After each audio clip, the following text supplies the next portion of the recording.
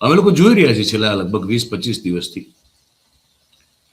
કે જેમ ગુજરાતમાં અલગ અલગ ખૂણામાં કોઈ પણ એક મુદ્દાને છેવટે જાતિવાદનું રૂપ આપવાનો ભરપૂર પ્રયાસ થઈ રહ્યો છે.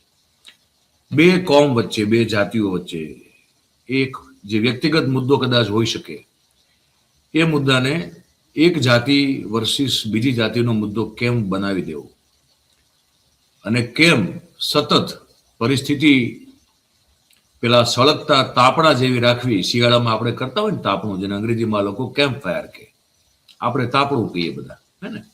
શિયાળામાં એક પછી એક લાકડું હોંકતા જવું પડે શરૂ કરો ને પછી, નહીં તો શું છે કે તાપણું ઓલવાઈ જાય તો પછી ઠંડી વાય. હવે તો ઠંડીથી બચવા માટે તાપણું સળગતું રાખવું જરૂરી છે, પણ અહીંયા ગુજરાતમાં એવી તો કોની એને શું જરૂરિયાત છે કે એ બે જાતિઓ, કોઈ પણ બે જાતિઓને એ વારો ગમે એનો આવી શકે, પણ એને સતત એમના વચ્ચેનો મુદ્દો એક નાનકડો કે વ્યક્તિગત હોય એને પણ બનાવીને ઝઘડો ચાલુ રહે, જાતિવાદનું ઝેર ફેલાતું રહે, એના પ્રયાસ થઈ રાખતા હોય. અને એમાં આપણે લોકો જવાબદાર છીએ. આપણે એટલે ગુજરાતના નાગરિકો. જાતિ તમારી મારી કોઈ પણ હોઈ શકે. જાતિને લેવા દેવા નથી, માનસિકતા સાથે લેવા દેવા છે. અને રાજકીય પાર્ટીઓ એમાં જે મૂળભૂત રીતે સત્તામાં બેઠેલી પાર્ટી છે ભારતીય જનતા પાર્ટી, એને આમાં જ રસ છે. એટલા માટે કારણ કે અહીં આ થવાથી એમનું ગાડું ગબડે છે. એમને કોઈ પૂછતું નથી, એમને કોઈ રોકતું નથી, ટોકતું નથી, લોકો આમાંથી ઊંચા આવતા નથી. પણ આવું જ્યારે લગભગ છેલ્લા 35 વર્ષથી સત્તાથી દૂર, જેનાથી સત્તા રિસાઈ ગયેલી છે એવી પાર્ટી કોંગ્રેસ પાર્ટી, એ કોંગ્રેસ પાર્ટીના આંતરિક એટલે કે પક્ષની અંદરના પ્રશ્નોમાં પણ જ્યારે આ પ્રકારની સ્થિતિ ઊભી થતી આપણને જોવા મળે, ત્યારે આપણને એવો સવાલ થવો જોઈએ બહુ સ્વાભાવિક રીતે કે હજી પણ, એટલે આટલું બધું થઈ ગયા પછી પણ આખી એક થાળી હતી ફૂલ પ્લેટ ભરેલી કોંગ્રેસ પાસે એક સમયે સત્તાની, એમાંથી એ થાળી ઘટતી હવે કોળીઓ જેવી, એ કોળીઓ માંડ વધ્યો છે. આંગળીના વેઢે ગણાય એટલા ધારાસભ્યો છે. લોકલ બોડીઝમાં લગભગ એકડો નીકળી ગયો છે એમ કહીએ તો કંઈ ખોટું નથી. અને છતાં પણ પાટણ જેવા વિસ્તારમાં ધારાસભ્ય શ્રી કિરીટભાઈ પટેલ છેલ્લા 20-25 દિવસથી કોંગ્રેસના અનુસૂચિત જાતિ મોરચા દ્વારા નિમણૂકને લઈને લેવાયેલા નિર્ણયને ચેલેન્જ થતી રહેતી હોય, કરતા રહેતા હોય. એની પાછળ કિરીટભાઈનો સંપૂર્ણ પીઠબળ હોવાનું સ્પષ્ટ રૂપે સામે આવતું હોય. અનુસૂચિત જાતિ મોરચાના હિતેન્દ્ર પીઠડિયા, એ પણ જો કે એમની પણ જે છાપ છે એ એક આખા બોલા કરતા વધારે વિવાદ સર્જનારું વક્તવ્ય આપનારા વ્યક્તિ તરીકેની છે. એટલે એ બોલે તો પણ કંઈક ને કંઈક વિવાદો ઉભા થતા હોય. આ સતત ચાલતું રહેતું હોય બધું. એમાં હિતેન્દ્ર પીઠડિયાને વારે ઘડીએ મારવાની એટલે ફિઝિકલી મારવાની પણ વાતો આવતી રહેતી હોય. અને એના રિએક્શનમાં પછી જિગ્નેશ મેવાણી આપણે જો જાણીએ છીએ કે એ પણ અગેન પાછું એકવાર જો જીભ છૂટી થાય તો પછી રોકવી અઘરી છે માણસની. હમણાંથી ઘણો બધો કંટ્રોલ કરે છે પણ બોલે છે ત્યારે પછી બગાડે છે. એટલે જિગ્નેશ મેવાણી પછી સામે પાટણમાં જે પ્રકારનું વક્તવ્ય આપે અને એના કારણે જે સ્થિતિ ઊભી થાય, એ હવે પટેલ વર્સિસ દલિત કરવાનો કેટલાક ગુજરાતના સમાચાર માધ્યમોમાં જાણે કે એનું પાનનું બીડું લઈ લીધું હોય ને, એમ કે ભાઈ ઓકે આ બીડું ઝડપી લીધું આપણે, એ પ્રકારની સ્થિતિઓ અત્યારે ઊભી થઈ રહી. એટલા માટે અમે આજે મુદ્દે વાત કરવાના છીએ. આપણી સાથે જિગ્નેશ મેવાણીની સાથે ઉના કાંડથી લડતમાં સતત એમના સાથીદાર તરીકે, સહયોગી તરીકે જે કામ કરી રહ્યા છે અને એડવોકેટ છે બાય પ્રોફેશન, પ્લસ કોંગ્રેસના પણ કાર્યકર્તા છે, સુબોધભાઈ.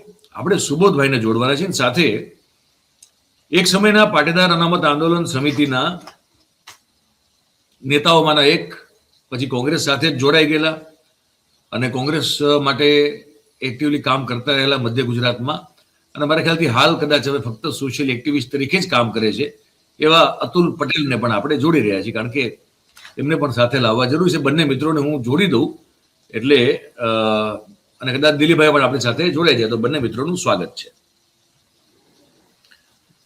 હવે હું સુબોધભાઈ, આ જે આખી વાત છે જેમાં જિગ્નેશ મેવાણીનું એક આ નિવેદન બહુ વાયરલ થયું ને એના ઉપર મારા ખ્યાલથી આખો દિવસની ટીવીની ડિબેટો પણ ચાલી, જેમાં જિગ્નેશ મેવાણી એવું કહે છે કે તમે તો તમારી હેસિયત ચણાની પણ નથી, તમારું કંઈક ખુદનું પણ ન આવે. અને પછી કિરીટ પટેલ તરફથી પણ ક્યાંકથી વિડીયો પ્રતિક્રિયા આવે છે અને સામું આ કોંગ્રેસના જ નેતા છે ને બે, કે તમારે કોઈ બહારના છે કોઈ? ક્યાંના લોકો? જિગ્નેશ મેવાણી વડગામના ધારાસભ્ય છે, કિરીટ પટેલ પાટણના ધારાસભ્ય છે, તમે આ આંગળીના વેઢા પૂરા થાય એટલા ધારાસભ્યો છો અત્યારે. દલિત સમાજ વર્સિસ પાટીદાર સમાજ વાળો મુદ્દો દિલીપભાઈ પણ આવી ગયા, સારી વાત છે. અમારે સમજવું એ છે કે કોંગ્રેસ આ વાત, અચ્છા ઇન્ટરવ્યુ કેમ કોઈ નથી કર્યું? બે લોકો આવડા મોટા પક્ષના નેતાઓ, એક ધારાસભ્ય, બંને ધારાસભ્ય, આ બે લોકો જો, અથવા તો હિતેન્દ્ર પીઠડિયા આપણે શરૂઆતમાં ગણી લઈએ, જિગ્નેશ મેવાણી તો હમણાં એન્ટર થયા, પણ આ જો સંગઠનનો કોઈ પ્રોબ્લેમ હોય કે પાટણમાં તમારે કોંગ્રેસ સંગઠન દ્વારા કોઈ અન્ય કોઈ શાહબેન છે એમની નિમણૂક કરવી છે અને ત્યાં પેલા હસમુખ સક્સેના છે એમાં આડા આવતું, બરોબર છે, પણ તો પાર્ટીનો અંદરનો મુદ્દો છે ને, એમાં આવી જાહેરમાં એકબીજાને કુસ્તીઓ લડવાની ચેલેન્જો આપવામાં આવે, માર મારવાની આપવામાં આવે. પાર્ટીના તમારા જે પ્રમુખ છે તો આમાં કોઈ જગ્યાએ ઇન્ટરવ્યુ થતા દેખાતા નથી.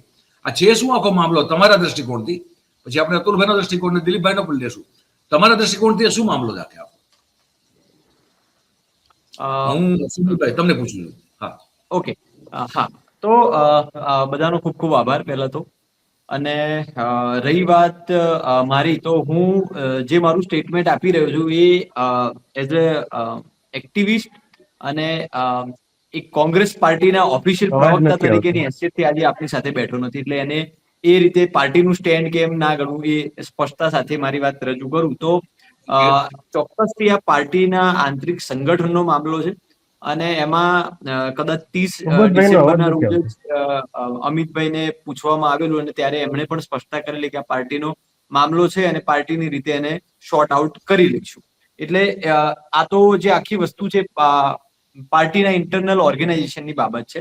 અને ભૂતકાળની અંદર આપણે જોયું છે કે એક ના માત્ર એકલી કોંગ્રેસ પણ બીજા જે રાજકીય પક્ષો છે એમાં પણ આ રીતે સંગઠનને લઈ જ્યારે આટલી મોટી પાર્ટી હોય અને આ રીતે નિમણૂકો થતી હોય એટલે સ્વાભાવિક છે કે એની નિમણૂકોને લઈને કોઈને વાંધો પણ હોઈ શકે, કોઈનો અસંતોષ હોય, એટલે આ દરેક પાર્ટીમાં આ વસ્તુ કોમન છે, એટલે એમાં કઈ નવી વાત નથી કે આ પ્રકારે કોઈને અસંતોષ થયો હોય કે. એટલે એક વાત એ રહી વાત વરુણભાઈની કે દિનેશભાઈની, તો આ કોંગ્રેસ પાર્ટીનો ઇન્ટરનલ મામલો છે, એટલે એને એ જે રીતે આખો સામાજિક રૂપ આપી રહ્યા છે, આમાં ક્યાંય જે આખો કથિત વિવાદ છે એક નિમણૂકને લઈ, એમાં મારા ખ્યાલથી એકાદ મહિના જેટલો સમય થયો અને એમાં ક્યાંય દલિત વર્સિસ પાટીદાર કે દલિતોના નેતા વર્સિસ પાટીદારોના નેતા એવું ક્યાંય હજી સુધી નથી આવ્યું. પણ પ્રસિદ્ધિના ભૂખ્યા વરુણભાઈ ક્યાંક ને ક્યાંક એને આખો સામાજિક રૂપ આપી અને બે સમાજોને એકબીજા સામે ઉભો કરવાનો પ્રયત્ન કરી રહ્યા છે, જે ચલાવી ના લેવાય.